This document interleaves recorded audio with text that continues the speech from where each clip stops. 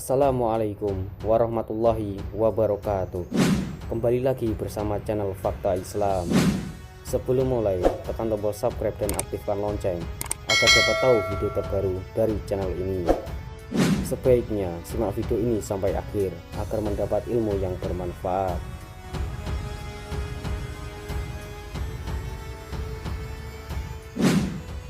Kiblat merupakan arah yang dituju bagi umat muslim dalam melaksanakan ibadah. Tapi tahukah kamu bahwa kiblat pertama umat Islam ternyata bukan Ka'bah, melainkan Masjidil Aqsa? Dalam beberapa penjelasan disebutkan, ketika Allah memerintahkan salat dan menghadap ke Masjidil Aqsa, hal itu bermaksud agar Rasulullah SAW dan umat Islam menghadap ke tempat yang suci, bebas dari berbagai macam berhala dan sesembahan. Ketika itu, Masjidil Haram tempat keberangkatan Isra masih dipenuhi berhala-berhala dan senantiasa disembah oleh masyarakat Arab jahiliyah. Sehingga di bawah dominasi kekufuran dan kesyirikan saat itu, belum memungkinkan Rasulullah untuk menunaikan sholat menghadap ke tempat-tempat berhala tersebut.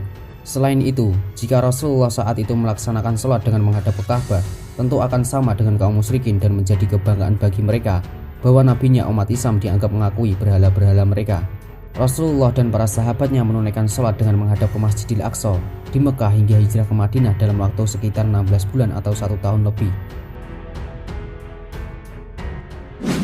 Menurut penjelasan Ibnu Katsir, pada masa awal diperintahkannya sholat menghadap Masjidil Aqsa, Rasulullah saat di Mekah sholat di antara rukun Yamani dan Syami.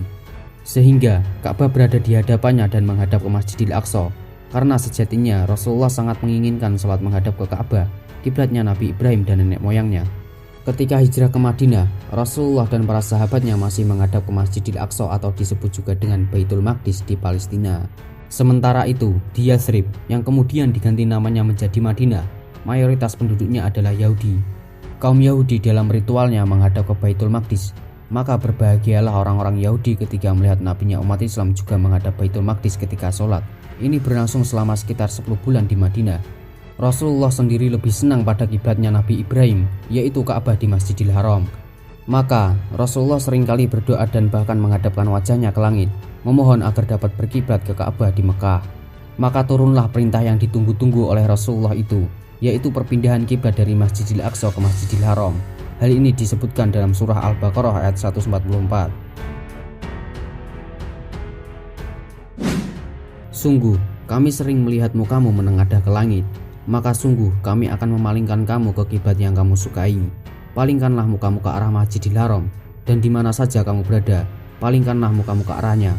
Quran Surat Al-Baqarah ayat 144. Peristiwa pindahnya arah kiblat ini terjadi saat Rasulullah dan para sahabatnya sedang melaksanakan sholat berjamaah di sebuah masjid di pinggiran kota Madinah. Maka dalam riwayat disebutkan bahwa Nabi dan para sahabatnya sempat sholat 2 rakaat menghadap Baitul Maqdis dan 2 rakaat berikutnya berpindah ke Ka'bah. Untuk mempertahankan bukti sejarah, hingga kini masjid tersebut masih mempertahankan 2 mimbar, satu menghadap ke Ka'bah dan satu lagi menghadap ke Baitul Maqdis, dan disebut dengan Masjidil Qiblatain, Masjid 2 Kiblat di pinggiran kota Madinah. Perubahan kiblat ini memberikan suasana gembira di hati Rasulullah SAW karena Allah telah mengabulkan harapannya. Sebaliknya bagi kaum Yahudi, perubahan ini merupakan pukulan telak karena dugaan mereka selama ini ternyata salah total.